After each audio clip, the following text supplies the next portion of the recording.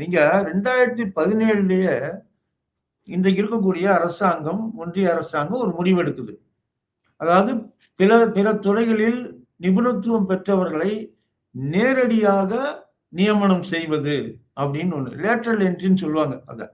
அதாவது ஜாயிண்ட் செக்ரட்டரியா, டைரக்டரா, டெப்டி செக்ரட்டரியா இந்த போஸ்ட்கள்ல சிலரை நேரடியாக நியமனம் செய்வது அப்படின்னு. அந்த முடிவு எடுத்தது மட்டும் கிடையாது. 2018ல இருந்து 2023 வரைக்கும் ஒரு 63 நபர்கள் இதுல நியமனம் பெற்றிருக்காங்க.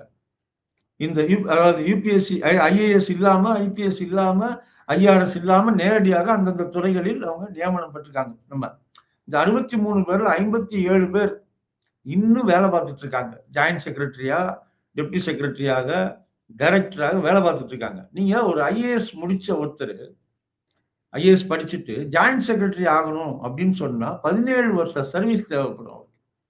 ஆனா இப்போ ஒருத்தர் வேற துறையில இருக்கிறவர் அவரு நீங்க நேரடியாக நியமனம் பண்ண முடியும். ஏதாவது ஜாயிண்ட் செக்ரட்டரியா நியமனம் பண்ண முடியும் அப்படிங்கிறது. இது எங்க இந்த பிரச்சனை வந்து சில பேர் முழிச்சுக்கிட்டாங்க அப்படின்னா 2024ல ஒரு 45 போஸ்டுக்கு அறிவிக்கை வருது, நோட்டிபிகேஷன் வருது.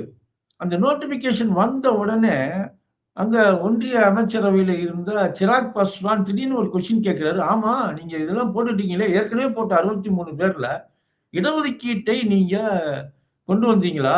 அதுல நடைமுறைப்படுத்தினா ஒரு கேள்வியை கேட்கிறாரு. அப்ப அவங்க எல்லாரும் முழிக்கிறாங்க. இந்த கேள்வி அவங்க எதிர்பார்க்கல அவரு. சரி, இப்ப இந்த 45 பேரை போட போறீங்களே, இதுல இடஒதுக்கீடு இருக்குமாங்கிற கேள்வியும் அவர் கேட்கிறாரு. நோட்டிபிகேஷன்ல அப்படி எதுவுமே இல்ல. உடனே அதை நிறுத்தி வைக்க சொல்றாரு சிராக் பாஸ்வான். அமைச்சரவைக்குள்ள நடக்குது, இந்த பேச்சு நடக்கிறதுனால அது நிறுத்தி வைக்கப்பட்டது. 2024ல நிறுத்தி வைக்கப்பட்டது. இப்ப வரைக்கும் அந்த நோட்டிபிகேஷனுக்கு மறு உயிர் வரல.